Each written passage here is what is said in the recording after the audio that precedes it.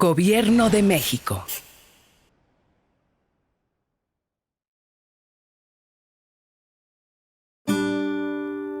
Su sustancia está hecha de evocación, recuerdo, rememoración y de lo que toma del porvenir.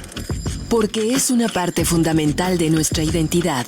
Somos nuestra memoria. El programa del INA que nos lleva de viva voz con los especialistas. Muy buenos días, esto es Radio INA. La Secretaría de Cultura y el Instituto Nacional de Antropología e Historia los invitan a acompañarnos en la emisión de la serie Somos Nuestra Memoria. Yo soy Salvador Rueda y en esta ocasión contamos con la presencia de la arqueóloga María de Lourdes López Camacho. Bienvenida, arqueóloga. Gracias por la invitación. Vamos a hablar hoy de un tema que hemos tú y yo platicado muchas veces, a veces un poco más de tiempo, a veces menos, pero siempre apasionantemente, que es el tema de cómo en una pequeña región, en una microrregión, se puede encontrar miles de años de historia. Se recuperan miles y a veces decenas de miles de años de historia y de prehistoria. Esta pequeña región es la de Chapultepec, el cerro, pero también las distintas secciones de Chapultepec a donde te ha tocado trabajar, arqueóloga. Bienvenida. Gracias, profesor.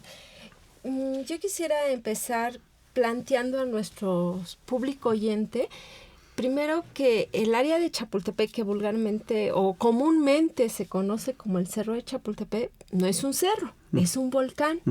Y es una de las estructuras más antiguas de la cuenca. Si nosotros nos vamos a periodos del planeta, digámoslo así, al cuaternario, al cenozoico, tenemos diferentes etapas cuando se comienza a formar lo que sería la cuenca de México. Nosotros ahorita vemos los volcanes, el Popocatépetl, el Iztaccíhuatl, la Sierra de las Cruces, Sierra de Santa Catarina, Guadalupe, pero a veces como seres humanos perdemos el concepto de tiempo. Perdemos de vista que esta cuenca se formó o se comenzó a formar desde hace 66 millones de años. O sea, es una cantidad que simplemente el pensarla o el tratarla de imaginarla, a mí me ha costado mucho trabajo a través del tiempo. A veces me imagino un poquito estas caricaturas de fantasía, ¿no? Cómo se va formando y estos animalitos, cómo van surgiendo. Y me recuerda precisamente el área de Chapultepec. Porque de los primeros volcanes que van a surgir en la cuenca, precisamente Chapultepec va a ser lo que sería Tlapacoya, lo que sería el Peñón y lo que es Zacatepetl. Esos serían los primeros. Los primeros conos que van a estar en la cuenca. ¿De qué época estamos hablando? Del Mioceno más o menos, cuando la cuenca, digamos, deja de ser suelo marino, se comienzan a conformar. Y el Mioceno comienza más o menos a partir de 33 millones de años, ¿no? Que es la formación que tendríamos para, digamos, con exactitud, los millones de años más o menos, pero sabemos que estos volcanes que estoy mencionando surgen en el Mioceno. A principios. A finales se comienzan a formar las sierras de las Cruces, lo que ahora nosotros vemos como Desierto de los Leones, si ustedes ubican, Monte Alto, Monte Bajo. Marquesa. La Marquesa no. Lo que pasa es que era un valle, si nos imaginamos una hoja de papel, de un lado tendríamos la formación Tarango y lo que sería la Sierra de las Cruces. Del otro lado también vamos a tener lo que sería la Sierra Nevada, Popocatépetl, y en medio de esta cuenca pasaba lo que serían las aguas del río Balsas. Y así estuvo millones de años. Y así es como se hizo este vaso que conocemos hoy, donde es la Ciudad de México. Se hace hasta que surge la Sierra de Santa Catarina. Es cuando cierra. Sí, estamos hablando de apenas 700,000 años. Ni siquiera 1,000,000 de años, 700,000 años. Se cierra la cuenca y entonces lo que sería esta sierra, parte de esta sierra, los volcanes que vemos es lo que sería Cerro de la Estrella, Santa Catarina, Cerro de Guadalupe, y esa sierra sigue hacia Morelos. Entonces cierra y vuelve una cuenca cerrada. Y entonces se comienzan, digamos, a formar el suelo que actualmente conocemos de la ciudad, porque se vuelve una cuenca cerrada. Pero lo que quiero comentar, o toda esta historia viene porque estos cerritos como Chapultepec, La Pacoya, El Peñón, digamos que fueron esas elevaciones que no fueron inundadas. Es ahí la pregunta. Si se descubriera o se excavara, o tuviéramos la suerte los arqueólogos de encontrar restos humanos, los más antiguos se encontrarían precisamente en estas elevaciones, porque otras áreas de la cuenca han estado inundadas, no tienen la antigüedad que estas formaciones. Sí, yo alguna vez platicaba contigo de cómo pareciera que el Peñón de los Baños, que se ve desde el lado oriente del castillo de Chapultepec, y el cerro de Chapultepec parecen gemelos. Son las chimeneas de volcanes terciarios, y por eso también cuando dan los temblores ahí se siente menos, porque la raíz, digamos, de este volcán va mucho más para abajo. Pero un día que estábamos platicando eso, tú me contaste algo que a mí me parecía realmente como un cuento de fantasía, que es cómo el trabajo tuyo con otros especialistas y tu equipo de arqueólogos en Chapultepec ha ido encontrando las erupciones de distintos volcanes, desde el volcán del Nevado de Toluca, el Popocatépetl, que tiene 15 millones de años, que es la mitad de la edad que tiene el Iztaccíhuatl, y aún así es muchísimo más joven que el volcán de Chapultepec. Y cómo tú has ido rastreando todo este tiempo que no es de la historia, pero que es de la biografía de la Cuenca de México. Platícanos un poco cómo has ido descubriendo estas evidencias de las erupciones. Bueno, en Chapultepec se han hecho diferentes investigaciones arqueológicas. A la hora de hacer los pozos, que son estas excavaciones controladas, hemos encontrado diferentes tipos de ceniza y hemos estado consultando a algunos geólogos que hemos tenido la fortuna de contactar. ¿Quiénes son? Federico Moser nos ha estado checando algún tipo de ceniza, porque nosotros pensábamos que esta ceniza era la famosa Tutti Frutti, que es, bueno, así le llama él. ¿Famosa? Así. Yo no sabía que existía, pero está bien. Para ver si pertenece al Popocatépetl o pertenece al Nevado de Toluca, porque serían esos. Aparte, también hay rastros de una ceniza que podría haber sido del Chitle, que sería de los volcanes más jóvenes que tendríamos en la cuenca. Estamos hablando de unos 2000 años.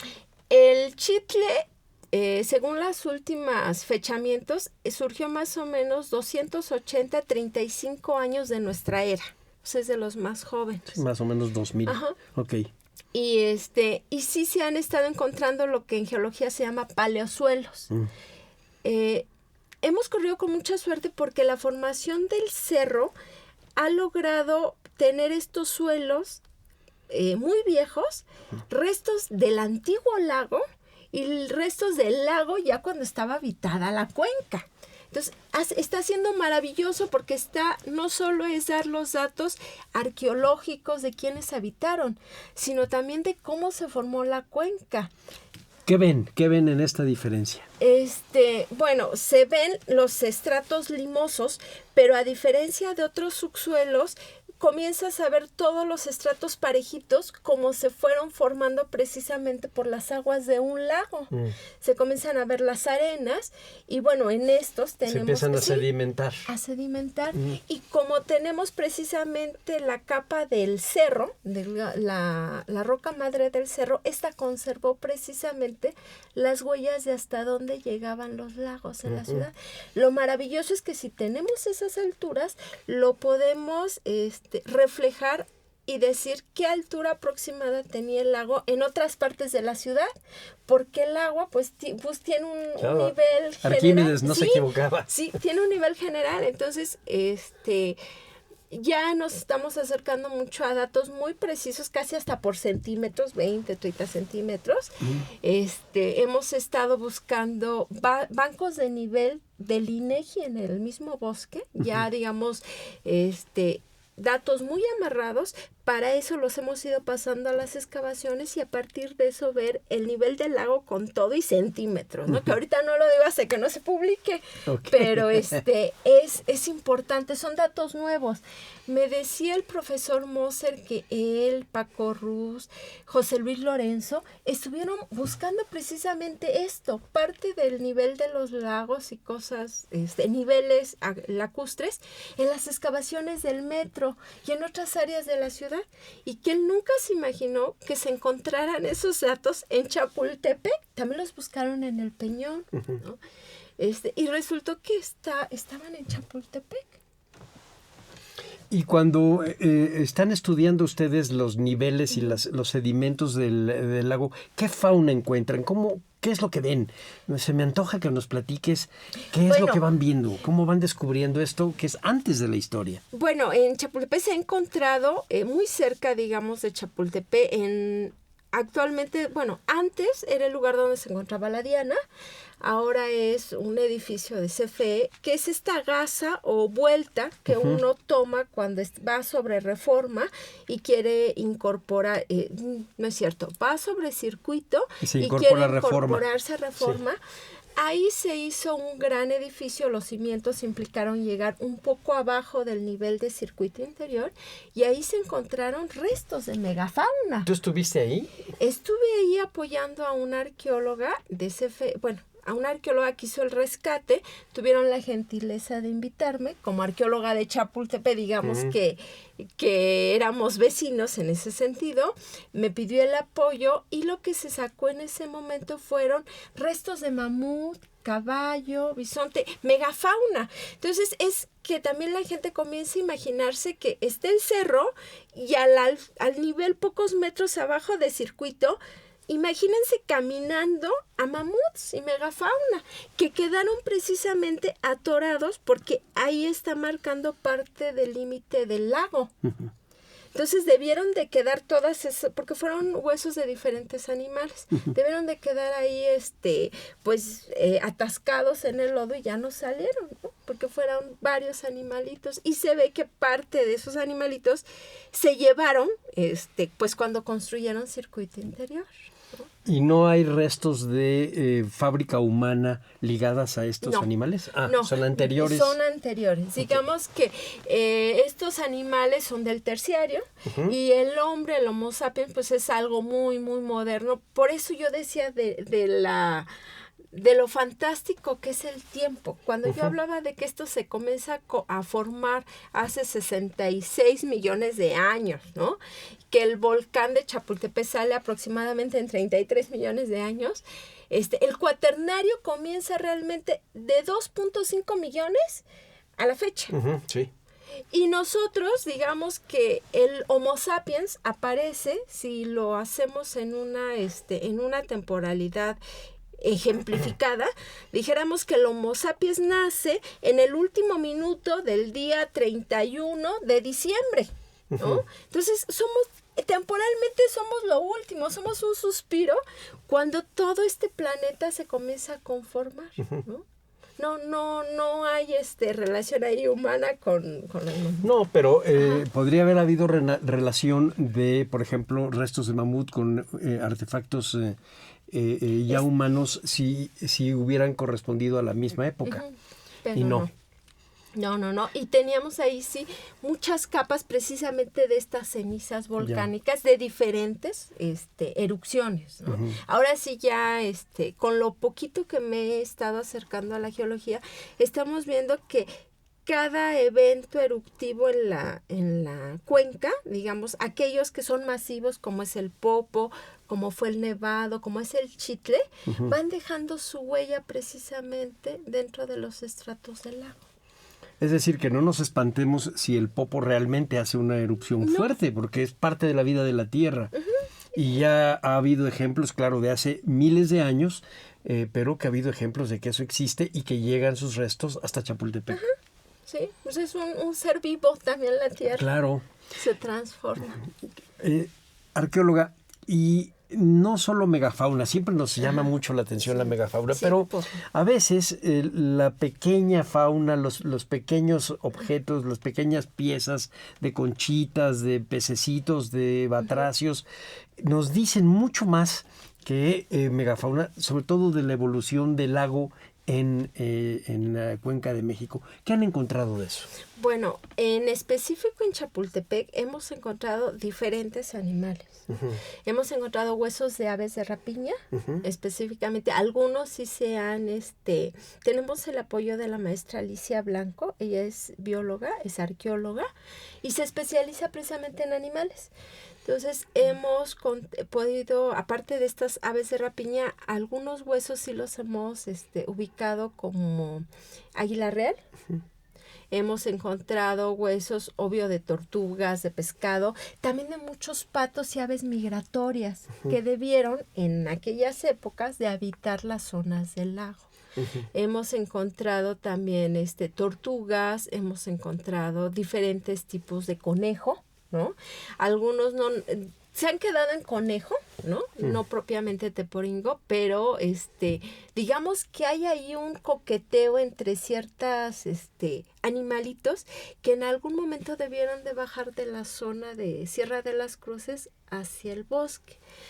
También hay que comentar que hemos tenido conchas del Pacífico, del Atlántico, pero que tienen más que ver con el trabajo humano o asentamientos humanos que se han encontrado en la cuenca. Ahorita vamos a llegar a la parte ya de la puerta de la historia. Vamos antes de entrar a la historia. Platícanos un poco sobre el agua que corría, no el agua que llegaba, la del vaso, sino el agua que corría. Y lo digo porque ahora que se está planteando la posibilidad de un proyecto grande de Chapultepec, una de las cosas que se tienen que recuperar es la memoria del agua que corre. Platícanos, ¿qué has encontrado? ¿Por dónde viene el agua? Ahorita decías de los animales que bajan de la sierra, de aquí de las Campanas, o ¿de dónde? Bueno, de las Cruces. De las Cruces. Sí. Lo que pasa es que, bueno, artificialmente hemos dividido en la Sierra de las Cruces tanto en alcaldías ahora como también en parques naturales, ¿no? Los dinamos, Desierto de los Leones, ciertas áreas naturales. Pero el agua en sí teníamos ríos muy importantes. Uno era el río de Tacubaya, el de San Joaquín, ¿no? El de Tecamachalco. Muchos ríos bajaban y sí es cierto, el agua tiene memoria. Hay uno de los ríos más importantes que bajaba precisamente de lo que sería Lomas de Chapultepec, llegaba, para que nuestro auditorio se ubique, a lo que sería Campo Marte, daba vuelta ahí en Auditorio, y ahí, si no me equivoco, está la Embajada del Líbano, hay un desnivel, y ahí se iba metiendo hacia Polanco. Todavía cuando llueve ahora fuerte, se vuelve, precisamente se hace como un arroyo y comienza el agua a buscar ese cauce. Lo mismo pasa en la segunda sección. En la segunda sección parte del área de Constituyentes y del lado de la tercera sección hay varios riachuelos que bajaban anteriormente y que ahora cuando llueve vuelve el agua a buscar su cauce. Toda el área de Molinos, y si me sigo yendo hacia en la sierra, toda el área de enfrente de lo que ahora sería la terminal observatorio, venía el río Tacubaya y actualmente abajo sigue pasando el agua y por eso también sigue inundándose. Sigue inundándose, digo, el agua tiene memoria y la retoma en época de lluvia. Sí, claro. Algo que es importante es de que por lo menos con las reservas que tenemos ahorita en Chapultepec, en la tercera sección y en la segunda, ese agua de algún modo se filtra y va escurriendo hacia lo que sería la primera sección por gravedad. Nada más, ¿no? Con todo y que la parte periférico.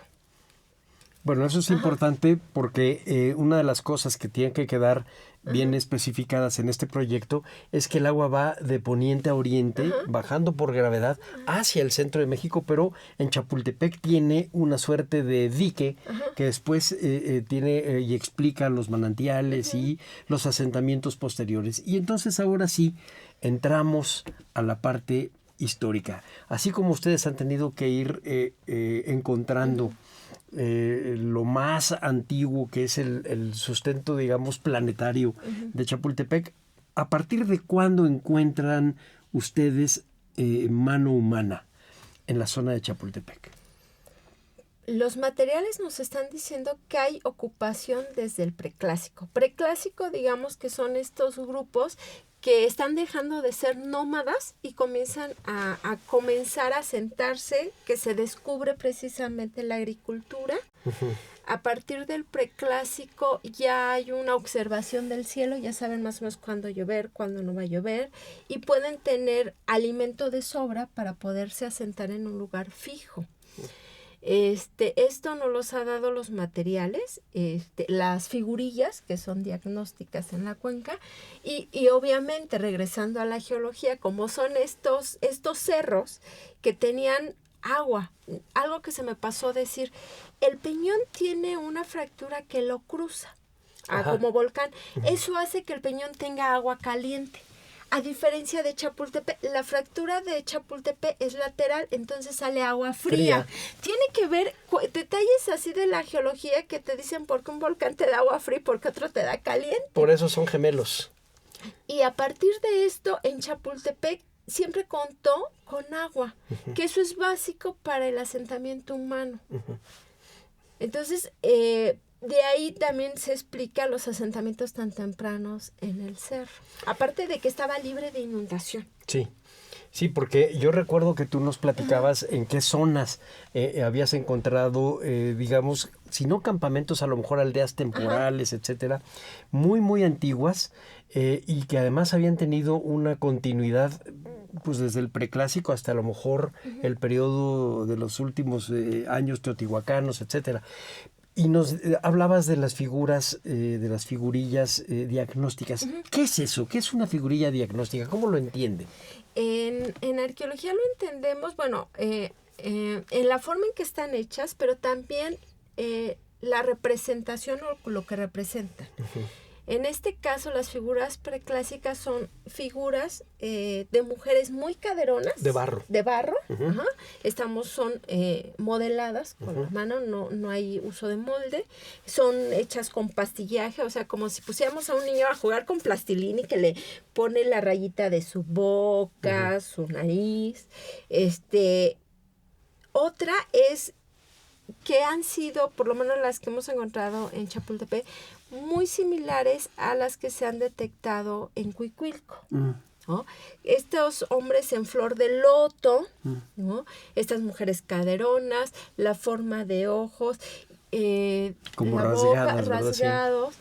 Eso ya nos va dando un diagnóstico para atribuirle una temporalidad. ¿Qué más quisiéramos nosotros que hacer todos los estudios posibles? Pero desgraciadamente entre que salen muy caros, entre las afectaciones a la hora de tomar la muestra, realmente para pruebas de carbono han sido muy poco lo que tenemos, ¿no? Entonces lo que hacemos es a partir de estilos y de materiales vamos dándole temporalidad. En la cuestión del caserío teotihuacano que se encontró en Teotihuacán, es un lugar muy... En Chapultepec. Sí. Se encontró para ubicar al auditorio en la segunda sección. Digamos, pasando la montaña rusa, pasando el lago, se encontró ahí el caserío. ¿Qué diferencia? Porque estoy hablando de un caserío y no de una zona arqueológica, ¿no? Que muchas veces... ¿Por qué? Porque cuando estamos a inicio del clásico no tenemos los grandes basamentos o estas grandes pirámides, como le podría llamar la gente, sino tenemos grupos de casitas, ¿no? Que se juntaban, tenían sí un patio central, pero no tenemos los grandes basamentos. Todavía no hay una estructura religiosa tan fuerte. Y en este caserío en específico encontramos un asentamiento de finales del preclásico e inicios del clásico, y sobre ese ya encontramos un periodo completamente clásico. ¿A qué me refiero cuando digo clásico? Es que pudo ser contemporáneo a Teotihuacán o antes de Teotihuacán. Yo no sé si cuando estaban viviendo ellos ya estaba construida la pirámide del Sol, pero tienen la misma cerámica, el uso de mica, el uso de pizarra, y tienen algunos elementos más de Guerrero, del Golfo, estos penates. O sea, de Guerrero y del Golfo, o sea, de los dos extremos. De los dos extremos tienen estos materiales, estas herramientas tipo verde tical, ¿no? Que dices, estos materiales no son de aquí, son traídos, por eso también no podemos decir o casar lo que es solo teotihuacano, porque están presentando materiales de zonas, por decirlo, Mezcala, ¿no? Entonces ya eso nos mueve la temporalidad, pero bueno, tuvimos la suerte de que todavía hasta este siglo se conservó ese caserío todavía en Chapultepec. Pero entonces el abanico temporal es de que hubo, digamos, asentamiento continuo. Sí. Probablemente temporal, no definitivo, sino como de paso. Tú me platicabas que podían ser una suerte de peregrinos hacia Teotihuacán, pero incluso en este momento probablemente ni siquiera sea todavía el Teotihuacán que nosotros tenemos en mente, sino un pequeño centro ceremonial quizá, lo cual nos lleva a una época muy antigua. Más o menos de cuántos años para atrás estamos hablando en tus descubrimientos más antiguos. Pues yo creo que más o menos 3.500 años atrás, sí. No, muy atrás entonces, mucho antes de Teotihuacán. Sí, que sería lo preclásico. Sí.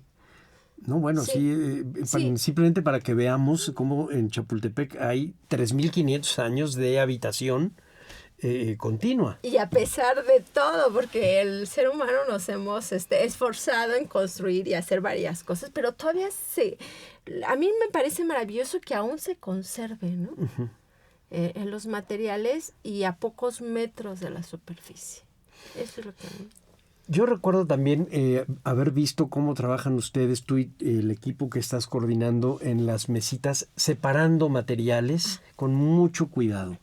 Platícanos de este trabajo que no es precisamente el de un proyecto de investigación formado, sino de este trabajo de gobierno que tiene que hacer los arqueólogos para las necesidades de crecimiento, de rescate, de arreglo de la ciudad en Chapultepec. Bueno, tendríamos que decir primero que la arqueología no es un freno para que se hagan obras en este país, para nada. Al contrario, la arqueología ayuda a la infraestructura también de este país y conserva también nuestro patrimonio. Nosotros como instituto tenemos la tarea y el objetivo real de proteger el patrimonio histórico y arqueológico de todos los mexicanos. Claro, ese es nuestro trabajo de gobierno. Ese es nuestro trabajo, sí. Pero no está peleado con el crecimiento. No, para nada. Ni con la infraestructura. Digamos, en Chapultepec, independientemente que es una zona ecológica, que es una zona arqueológica, que es un parque público, se coordinan todas las esferas de poder a la hora de meter agua, a la hora de meter juegos, a la hora de meter cuestiones del lago, calles, y que esas obras, buscamos por lo menos desde el punto de vista arqueológico, que esas obras no afecten al patrimonio. Si hay afectación, ¿qué hace? Se cambia el trazo. No es porque no se vaya a hacer la obra, simplemente se cambia el trazo y en vez de pasar por la derecha, pues se pasa por la izquierda. Si son en tierra, se recoge, se registra, se rescata, porque esos materiales van después a los museos. Es con lo que se abreva a todos los museos de la nación y la obra continúa. A final de cuentas es un equilibrio. Y estos objetos que nosotros nos llevamos a la hora de estar excavando, porque es fabuloso excavar, pero después viene el trabajo negro, porque nosotros sacamos hueso, obsidiana, cerámica, metal, porque a veces me decía alguien, oye, es que yo pensaba que usted solo recogía las cuestiones prehispánicas. No, la arqueología en México también es arqueología histórica. Entonces, algo importante que también no lo comenté antes, pero bueno, viene al caso. En Chapultepec, con las últimas excavaciones, se encontró los restos de lo que sería Casamata. Para el público o nuestro auditorio, Casamata es aquella fortaleza que se destruye con la batalla de Molino del Rey. En septiembre de 1847. Y resulta que sobre esa se construye la fábrica de cartuchos del ejército mexicano en principios del siglo pasado. Del siglo XX, sí. Y que actualmente, gracias a la arqueología, nosotros sacamos un mundo, así, miles y miles de balas, cartuchos, pero también toda la industria armamentista, digamos, para construir de balas del ejército mexicano. Y que también es otra parte de la historia y de la arqueología que también se tiene que analizar, ¿no? Pero ahorita vamos a entrar a esa parte tuya, que es realmente en donde creo yo que tú has dejado una huella, que es el trabajo y la coordinación de trabajos de arqueología histórica. Déjame hacer un paréntesis para recordar a la audiencia que estamos platicando sobre Chapultepec y sus alrededores inmediatos con la arqueóloga María de Lourdes López Camacho, quien es ha sido la responsable en los últimos años de hacer los trabajos de rescate y de investigación arqueológica en esta zona de Chapultepec, desde la primera sección hasta hoy la cuarta sección. Que todavía no le entras, pero ya le entrarás, ni modo. Estás tocando ahorita un punto interesante. Yo recuerdo haber platicado contigo hace años de algo que me gustó mucho, que estabas haciendo, que era un trabajo sobre los molinos, es decir, sobre el aprovechamiento del agua que bajaba por el rumbo de Tacubaya hacia el molino de Santo Domingo, etcétera. Estábamos hablando de, pues, probablemente finales del 18, principios del 19, de una arqueología dirigida a la producción. Cuando te tienes que dedicar más a fondo a la arqueología histórica, encuentras esto, la fábrica de cartuchos sobre la casamata que fue destruida en la batalla de 8 de septiembre de 1847, y ahí abajo de eso te encuentras lo prehispánico, quizá, y he visto en las mesas de trabajo tuyos pequeña cerámica no muy fina del periodo virreinal. Es decir, que en realidad vas brincando primero en grandes pasos de la megafauna de hace 12, 15 mil años hasta las cosas que están pasando hace 3 días. Y que encuentras sobre la basura actual un montón de cosas que van dejando nuestros ancestros en Chapultepec. Entonces resulta que estás parada en un tesoro de arqueología. Sí, porque realmente la línea temporal no se ha detenido. Desde que el hombre está en la cuenca, ha estado en Chapultepec.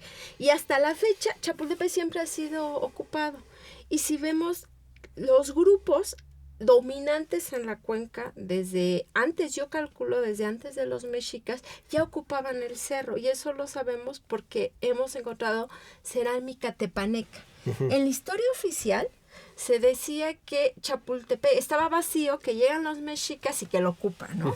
Y que después van a ser expulsados del cerro. A la hora de estar excavando, estamos encontrando presencia de materiales tepaneca. Lo que significa es que había un asentamiento tepaneca y que ese asentamiento, digamos, fue borrado y sustituido por los mexicas. Claro, ellos en su historia oficial dicen que estaba vacío. Y después los virreyes van a ir a Chapultepec y van a construir ahí su palacio de campo.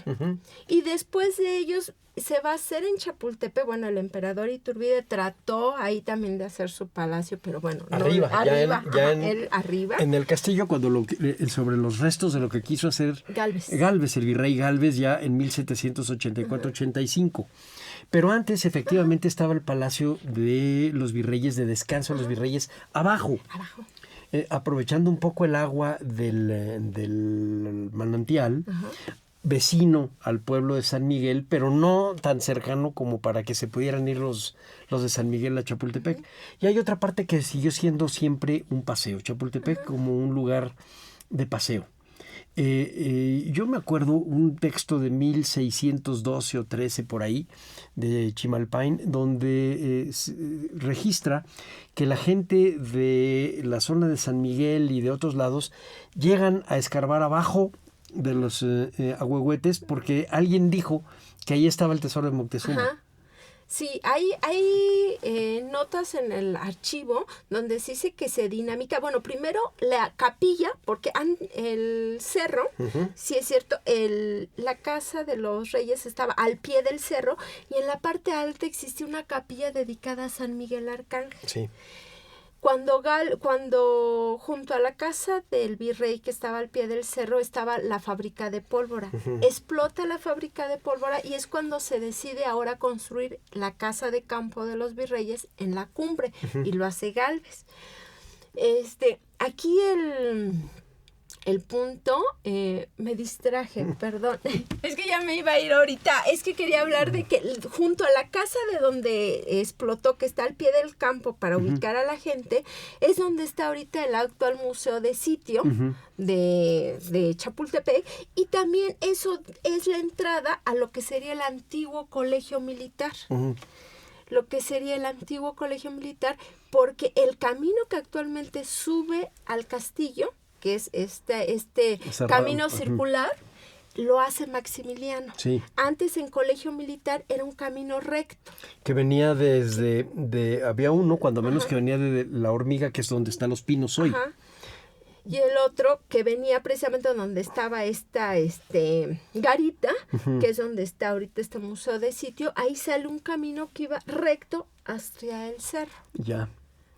Y yo recuerdo también que muy al principio el virrey de Velasco cerca una parte porque quería los sábados hacer corridas de toros. Sí. Y se mete en un problema con la ciudad. La ciudad decide que Chapultepec el Consejo de Indias decide que que Chapultepec depende de la Ciudad de México. Es el ayuntamiento. Es del ayuntamiento. Y también eso le había dicho a Hernán Cortés cuando él quería quedarse con eso para el Marquesado del Valle. Y tú dices, bueno, ¿por qué querían Chapultepec? Por el agua. Sí, lo que pasa es que el agua era la zona de donde se aprovisionaba la Gran Tenochtitlan. Y después la Ciudad de México. Entonces tú imagínate controlar el agua. Hernán Cortés lo sabía porque él sitia la ciudad de Tenochtitlan poniéndose en Chapultepec, cortándoles el agua. Rompiendo el caño. Rompiendo los canales que iban para allá. Y entonces él sabe el valor del agua. Es posible que sintiera que lo que no encontraba de oro lo iba a encontrar manejando el agua a la ciudad. Claro. Y claro, el ayuntamiento le dijo que claro que no lo dejó. Correcto. Sí, aquí hablando de agua de Chapultepec, Chapultepec tuvo muchos manantiales, se llegó a contar hasta 13. El más importante es 13 manantiales. Era un cerro llorón, así se le decía. Y hemos encontrado diferentes cajas alrededor del cerro. Cajas quiere decir depósitos de agua. Depósitos de agua como pequeñas alberquitas. La más importante es la que está bajando las escaleras de Carlota. De ahí salía parte del acueducto que construye Nezahualcóyotl, y este acueducto iba por lo que ahora es circuito interior, daba la vuelta a San Cosme, ahora sería, pasando San Cosme, Tacubaya, y de ahí se iba hasta la Alameda. Por el viejo camino de México-Tacuba. Sí, exacto. Ese era, pero el prehispánico estamos hablando de un caño de agua. La arcada es completamente española. Sí. Entonces, ese acueducto que era doble y que sí se han encontrado en las excavaciones, los dos ductos que dice Hernán Cortés, ese acueducto va a ser reemplazado en la colonia. Pero al interior de Chapultepec se hace también otro acueducto más tardío, que es el que va sobre Avenida Chapultepec. Sí. Ese ya es muy tardío y ese también era un caño de agua que después va a ser sustituido por una arcada con el virrey. Que es la que tenemos ahora. Que es la que tenemos ahora, que por cierto, a esa arcada pertenecía la fuente de Chapultepec, que todavía subsiste en las afueras del paradero del metro Chapultepec y que es la única fuente que existe en la Ciudad de México que fue parte de un acueducto, porque lo que sería la Tlalnepantla fue destruida, la fuente de Salto del Agua está en el Museo del Virreinato, en su lugar hay una réplica, y la única que queda todavía, original, y que recuerda que alguna vez nos abastecimos por acueductos en esta ciudad, es la de Chapultepec y que está fuera del metro. Y nada más un detalle, el pueblo de indios de San Miguel Chapultepec no tiene nada que ver con la colonia porfirista que se llama San Miguel Chapultepec. El pueblo de indios existió donde está ahorita el paradero de Chapultepec y es parte de lo que sería la Secretaría de Salud, enfrente de la Estela de Luz. Ese era el pueblo. la colonia que se crea en la época del Porfiriato se llama San Miguel Chapultepec, pero es otra Es otro tipo de temporalidad. habitación. Sí, yo recuerdo haber visto en un libro del profesor Miguel Ángel Fernández un documento de la fundación del pueblo indio de San Miguel Chapultepec de 1524-25, muy temprano. Y decían una cosa interesante en un documento en donde es muy difícil ya entender, porque es un castellano, pues no es el nuestro. Decía que habían cegado un chimali donde salía el agua para poder fundar el pueblo. Y siempre me quedó esa duda de qué quería decir eso. Hasta que leo un documento de cuando hacen la rampa actual para subir al castillo, que ahorita mencionabas tú que mandó a hacer Maximiliano, porque usaron ingenieros en minas para barrenar y aprovechar esa piedra, incluso desde antes, tal vez desde la época de Gálvez, y al barrenar y al ponerle la dinamita, cegaron muchas de los manantiales. Y entonces en el bosque y en el cerro y en el castillo mismo tenemos a veces un desorden de agua, nos empieza a llorar por donde no esperamos. Y es porque la mano humana, sin tomar en cuenta la peculiaridad física del agua, empezaron a construir y a cambiarle el rumbo. Sí, y conocemos poco de lo que realmente era el cerro. Tenemos todavía restos de Moctezuma II, tenemos todavía petrograbados que se han encontrado fuera de la poligonal, digamos, o de la alambrada que protege el cerro, pero también tenemos datos históricos que nos dice que ya Batres, cuando hacen caminos afuera del cerro, cerca de Chapultepec. Batres es Leopoldo Batres. Leopoldo Batres, en la época de Porfirio Díaz, encuentra piezas en la iglesia de San Miguel Chapultepec a la hora de hacer un camino. Y son piezas que dice que son serpientes emplumadas. No dice cuál es el tamaño, pero dice que las lleva al Museo de Antropología. Es como hablar también del elevador que existe en el castillo. Hay datos históricos donde se dice que en ese túnel existían petrograbados y que la persona precisamente que manda la queja porque se están destruyendo, dice que ya los investigadores no van a saber si esos petrograbados hablaban de Huémac. Y no vamos a saber más de la historia de ese personaje. Ese mismo personaje que se queja es quien va a tomar las fotos de los petrograbados del Peñón de los Baños, que son fotos donde está Copil, donde está representación de Tezcatlipoca, del colibrí. Yo creo que un poquito con ese afán de la memoria o de decir, debí de haber tomado también fotos de los otros petrograbados, ¿no? Entonces, hay muchas cosas de Chapultepec que al paso del tiempo se han ido destruyendo. Habría que tomar en cuenta también que en la invasión norteamericana el cerro estuvo siendo bombardeado por más de 12 horas. Ah, sí, ¿no? Sí. Entonces, hay muchas cosas que de lo poco que todavía queda en el cerro nos habla de la grandeza de este lugar. Por el agua, por los petrograbados, ¿no?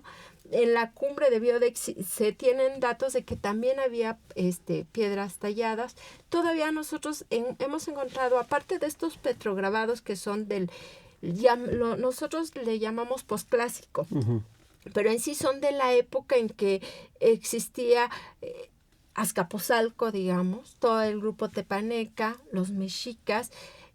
El área de petrograbados es difícil a veces decir una temporalidad fija. ¿Por qué? Porque por lo general son paredes que son ocupadas por diferentes grupos, porque hay agua, porque hay un mito. Simplemente cerca de los petrograbados hemos encontrado también de estos círculos con hoyitos que se supone que tienen atribuciones calendáricas y que también se han encontrado en Teotihuacán, ¿no?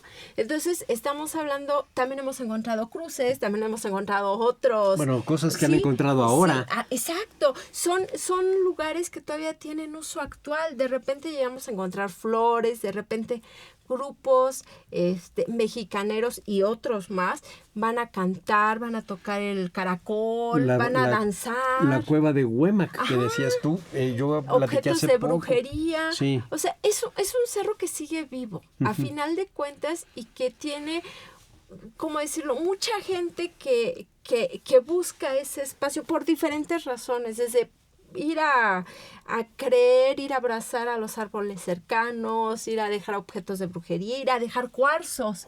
¿Cuántas veces no hemos encontrado ahora en la superficie del cerro cuarzos rosados, ¿no? O hasta objetos de vudú, digamos, que ya es otra vertiente religiosa y que está conviviendo, ¿no?, con toda la sociedad. Es un área que interactúa con la sociedad constantemente y es un lugar completamente democrático desde mi punto de vista, porque encuentras todas las clases sociales que componen a nuestra sociedad. Puedes encontrar desde el albañil que lleva a sus hijos al zoológico, hasta la gente más rica de Polanco. Y todos conviviendo en un espacio donde es gratuito, donde la gente entra y donde todos se sienten dueños de Chapultepec. Y además no solo de la Ciudad de México, de todo el país vienen a Chapultepec a pasear y suben al cerro de Chapultepec y dejan su huella. Y además ahí, que tú eres responsable del rescate y del registro de todas estas visitas humanas desde la primera hace 3,000 años hasta la de ayer. Además te atreves a hacer ahí un evento académico importante sobre arqueología histórica. Ya llevas 5 emisiones de estas, con una variedad de trabajos que nos hablan de la riqueza arqueológica histórica de todo México y de la importancia del instituto trabajando esto. Y entonces ahí Chapultepec lo has convertido también en el corazón del saber arqueológico histórico. Pero la parte padre es que todos los días encuentras cosas. Sí, sí, sí. Yo recuerdo hace quizá unos 15 días alguien nos llevó una bala de estas redondas que probablemente fueron de un arcabuz o de un rifle todavía antiguo, probablemente del ejército mexicano, defendiéndose del americano, porque todavía era muy arcaico, muy artesanal. Bueno, sigue siendo sorprendente Chapultepec. Sí, simplemente el imaginarnos que en la tercera sección, que es donde uno dice, bueno, ahí son puras curvas, no hay nada, es puro tepetate. Ahí hemos encontrado también estructuras, casitas aisladas, ¿no? Nos habla que aunque veamos esas áreas tepetatosas que digamos no hay, sí hay habitantes. ¿De cualquier época? Ahí lo que hemos encontrado ahorita es del posclásico y hemos encontrado coloniales. Okay. En las partes más altas, estoy hablando de la tercera sección.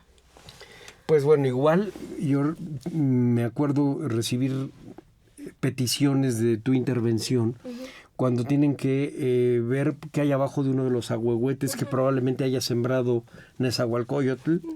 Lo mismo que para la vigilancia y el arreglo de los baños de Moctezuma. Es decir, realmente tienes una gran cantidad de trabajo.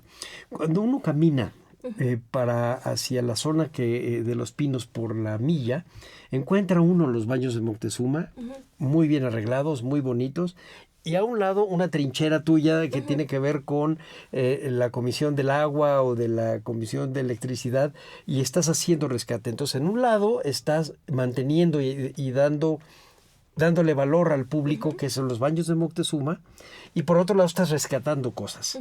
Y realmente no tienes un equipo muy grande. Eres tú y el cobijo institucional hasta donde se da. Sí, que bueno, eso sí lo agradezco, profesor, porque si usted no me apoyara no hubiéramos hecho nada de lo que hemos hecho. Pero ahora platícame un poquito, los baños de Moctezuma, ¿qué eran? Bueno, los baños de Moctezuma, el inicio fue una alberca, un contenedor que debió de ser prehispánico, porque a la hora de seguir las cajas de agua, algunos ramales van a dar a lo que sería la fuente de la templanza, de ahí baja parte del acueducto y baja precisamente a los baños de Moctezuma. Pero bueno, partimos de que era una caja prehispánica. Después se va a volver una caja de agua colonial que va a dar agua a algunas de las haciendas. Va a llegar a ser hasta alberca del colegio militar. Después se va a volver, ese contenedor va a, digamos, abastecer de agua a unos baños públicos que van a ser de los primeros que se van a hacer en esta ciudad, digamos a inicios del Porfiriato, con esta idea de estos baños de aguas termales o aguas que salen de los manantiales. Sí, exacto, y son curativas y todo. Pero el área precisamente donde estaba ubicadas estos baños, que era toda una novedad, porque había todo un protocolo de cómo se tenían que vestir, que si eran medicinales, división de hombres y mujeres, había un cuidado del cuerpo diferente al que ahora tenemos. A nivel de pudor y moral en aquella época, estaba la construcción enfrente de esta alberca. La alberca, digamos que cruzando la calle encontramos en excavaciones 3 grandes albercas con pasillos, que era donde se supone estaban estos baños lúdicos, ¿no? Pero también encontramos salidas, porque hay que recordar que el agua de Chapultepec era como manantial, salía el agua. Entonces, esta agua seguía caminando y se iba desviando. Llegaba a lo que sería la Hacienda de la Condesa, llegaba a la Hormiga. Teníamos diferentes acueductos dentro de Chapultepec, que es algo que a veces se pierde de vista. Sí. Tenemos caños de agua, tenemos arcadas subterráneas con las bóvedas. Entonces estaba todo eso, digamos, interconectado. Hay una red de ductos y acueductos que daban agua a toda el área que rodeaba Chapultepec. Nada más para comentar rápido, el agua en un principio iba por este acueducto prehispánico hacia la Bellas Artes o Santa Isabel, al lado de la Alameda. Al paso del tiempo esa agua no alcanzó y se van a comprar, la Ciudad de México va a comprar los manantiales de Santa Fe. Entonces va a ser un agua que se va a agregar. Y esa agua, digamos, que se va a repartir, se va a ir por hacia la Ciudad de México, y el caño de Chapultepec lo va a brevar después solamente los acueductos de Chapultepec. Ya. ¿No? Sí, cuando se abre estamos hablando del siglo XVII, es decir, muy temprano. Muy temprano. Y después se va a volver a traer agua de Coajimalpa. Okay. Digamos que en el área de lo que sería la fábrica de Belén se van a dividir, va a haber una división que sería ahora, hasta las calles guardan el nombre, se llama Acueducto de los Leones. Va a bajar un ramal hacia Tacubaya y otro se va a venir hacia Chapultepec, hacia el molino, hacia toda esta área. ¿El molino que tú trabajaste es agua de qué? Uno es el Molino del Rey, que es el que está en Chapultepec, y el otro es el Molino de Valdés. El Molino de Valdés recibe el nombre porque era el cuñado del dueño de Molino del Rey. Okay. Y era también dueño de Molino de las Flores en Texcoco. Digamos que era un gran monopolio, era de la familia Urrutia. Era un mayorazgo que tenían tanto propiedades aquí como en España. Y el molino también es otra historia, porque solo lo podían tener españoles, no se permitía indígenas ni negros. El Molino de Valdés tiene un caso judizante, va a la Inquisición porque los acusan de judíos. Es muy interesante la cuestión. Ojalá pronto ya se dé las noticias formales del Molino de Valdés. Creo que la nueva alcaldía va a tener, yo creo, mejor recepción de este monumento histórico que tiene en su alcaldía, la Álvaro Obregón. Bueno, y regresamos entonces a los baños de Moctezuma. Era una alberca y alrededor hay todo un sistema de venas de agua que surtían que se reparte a la Ciudad de México. Todo eso lo has tenido que ir descubriendo conforme va avanzando los proyectos de pavimentación, de arreglo, de jardinería en el bosque. Del otro lado, el que da hacia donde está el Museo de Arte Moderno, ahí estaba el Jardín Botánico en el siglo XIX. Y tengo idea que desde el fines del 18, pero ya para la época de la guerra con los americanos, ahí es a donde estaban los cadetes, antes de subir el día 13 de septiembre. Y yo recuerdo que tú y alguna de las arqueólogas que estuvieron antes que tú en Chapultepec también tuvieron que hacer trabajos de salvamento ahí. Y lo mismo en el que nos comentabas hace un rato de San Miguel Chapultepec, donde encontraron el cementerio de la iglesia. Entonces, todos los días estás teniendo sorpresas. todos los días estás teniendo algo que reportar Sí. de Chapultepec. Hasta cosas nuevas, lo de la brujería. Yo recuerdo cuando en una de tus simposios se explicó lo que encontraban en la parte baja del cerro. Pues sí, brujería, amarres. ¿Qué cosa? Sí, sí, se encuentran cosas de todo tipo, digamos, van evolucionando los rituales que se hacen al cerro, ¿no? Pero también sí, se van saliendo cosas nuevas en los lugares más inesperados. Me acuerdo cuando se hicieron obras en el Parque Churchill, que me decían, ay, Lourdes, ya ahí está la estación auditorio, ya no hay nada. No, sí hay, déjenme hacer mis pozos. Y resulta que sí, a 3,5 metros salió esta capa de materiales mazapan y figuritas mazapan, que también ya nos dan otra visión de la figura que se sacó, que bueno, fue una piedra de molino, ¿ya?, que se sacó cuando se hace el desnivel de Alencastre. Cuando se hace el desnivel de Alencastre en los 84, 80, se saca un gran monstruo de la tierra, pero ya era una piedra que la habían vuelto piedra de molino. Pero estaba, digamos, descontextualizada. Parecía que no había nada alrededor. Pero ya sacando yo la capa de material mazapa, del clásico que tenemos ahí, puede estar conectada con esa piedra. Ya como que se van amarrando cosas que se encuentran de repente de manera aislada, ya los encuentras con ciertos asentamientos que tienes alrededor. Aunque solo queden materiales, ya no las casas, las estructuras, pero sí tienes esa capa, digamos, sin intrusiones de cosas modernas. Es a lo que me refiero. Y que ya eso nos permite ir como que armando ese rompecabezas. Que está tremendo, no es cualquier cosa. Y yo recuerdo hace muchos años cuando yo entré al INA, todavía era famoso el proyecto que había dirigido, si no estoy mal, Matos, en donde se encontró este chapulín de Carnolita, etcétera. Y parecía que ya con ese gran proyecto el asunto de la arqueología de Chapultepec quedaba resuelto cuando apenas estaba empezando. Y tú eres, digamos, de esa línea, de ese linaje de arqueólogos que les ha tocado estar trabajando sobre Chapultepec y que nos ofrece tantas sorpresas y tantos asombros todavía el día de hoy. Para poder saber más de esto, ¿cómo podemos, qué tenemos que leer? ¿Cómo podemos acercarnos a tus trabajos? Bueno, hay varios trabajos que se han hecho sobre el agua en la época colonial.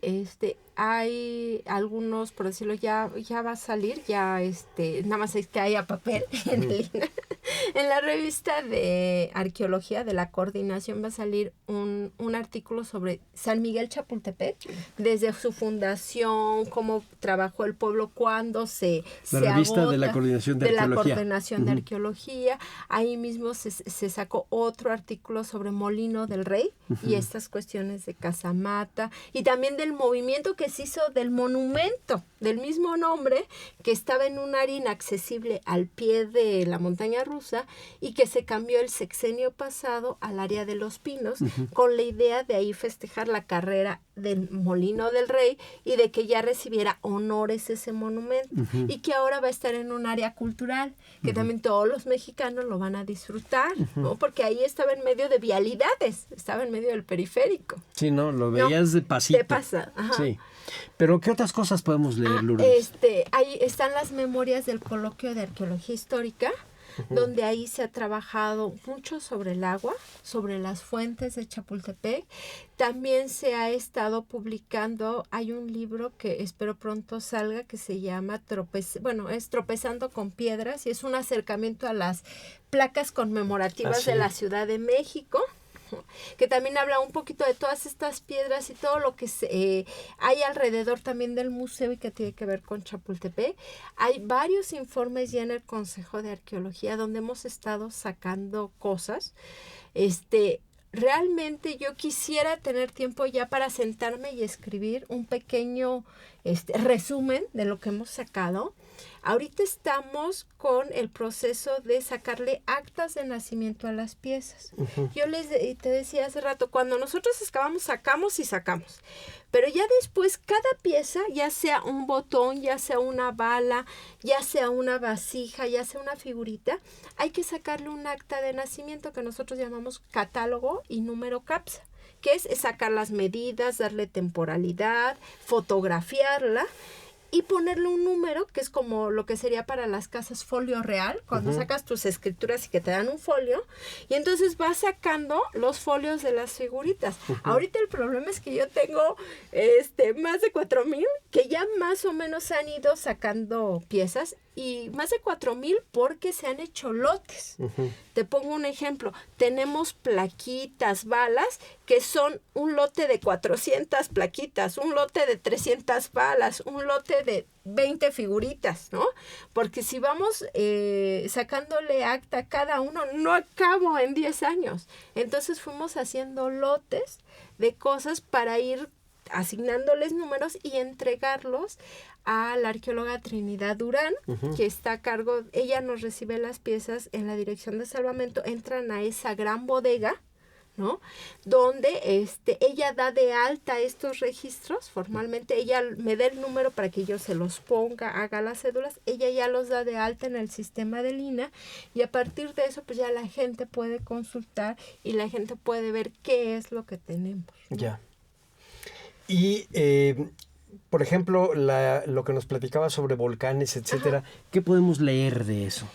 Bueno, hay varios estudios. Obvio es libros como El drenaje profundo de la Ciudad de México, son los que tiene, precisamente porque hicieron estas grandes excavaciones para conducir el agua, y que se siguen trabajando porque la ciudad se ha hundido y ahora resulta que los tubos quedaron arriba de la ciudad. Entonces, por eso se están haciendo estos grandes emisores o colectores para encauzar las aguas. Ellos tienen muy buenos trabajos de geología. El profesor Federico Moser tiene varios trabajos. El Instituto de Geología de la UNAM tiene unos trabajos preciosos. Ellos ya entran a decirte qué tipo de ceniza, qué tipo de arcillas, qué tipo de lutitas. Te comienzan a hablar que si capa firme, capa de cenizas, pero así hasta con qué número tienen que tener para años, ¿no? Y sí, creo que el acercarnos a la geología nos hace ver a la cuenca de México con otros ojos. Subes al área de las lomas, lo que sería Interlomas, y dices, aquí hay una gran falla y aquí acaba la fase Tarango, y del otro lado ya estoy en Toluca, y la ves como si soñar uno fuera un gigante o estuviera uno en un globo aerostático y viera las dimensiones con otra escala, igual que la temporalidad. Sí, y ahorita que decías del Instituto de Geología y de su exactitud en el manejo de las cenizas, me acuerdo haber leído en alguno de los textos, me parece que de Federico o de alguna de las geólogas, ¿cuánto duró una erupción probablemente del Popocatépetl? Uno cree que fueron erupciones y que duraron 1 o 2 días. No, años. Y se van asentando. Por lo general, igual es como hablar de la erupción del Chitle, ¿no? Uno piensa, hizo erupción y todo el mundo corrió. No, fue por etapas. Y además duró como 80 años de ríos de lava diarios. Sí. No, bueno, ha sido una gran plática, Lourdes. Por desgracia el tiempo se nos terminó, y tengo que dar por terminada la emisión y darte a ti las gracias a nombre de todos nosotros. Así pues, a nombre de Radio INAH doy por terminada la emisión, que fue posible por la generosa participación de la arqueóloga María de Lourdes López Camacho. Gracias a nuestros escuchas por su atención. Les sugerimos consultar más de nuestra producción a través de www.radio.ina.gov.mx. En la realización, la Dirección de Medios de Comunicación a través de la Subdirección de Radio INAH con Gabriela Marentes al frente. En la producción, Evanibaldo Morales. En los controles técnicos y edición, Rubén Martínez. En el apoyo, Marta Hernández, Paula Bedoy y Jerónimo Cuevas. Yo soy Salvador Rueda. Hasta la próxima. Las opiniones y comentarios aquí expresados son de entera responsabilidad de quienes proporcionan la información y no representan necesariamente las opiniones de Radio INAH ni comprometen el pensamiento editorial del Instituto Nacional de Antropología e Historia.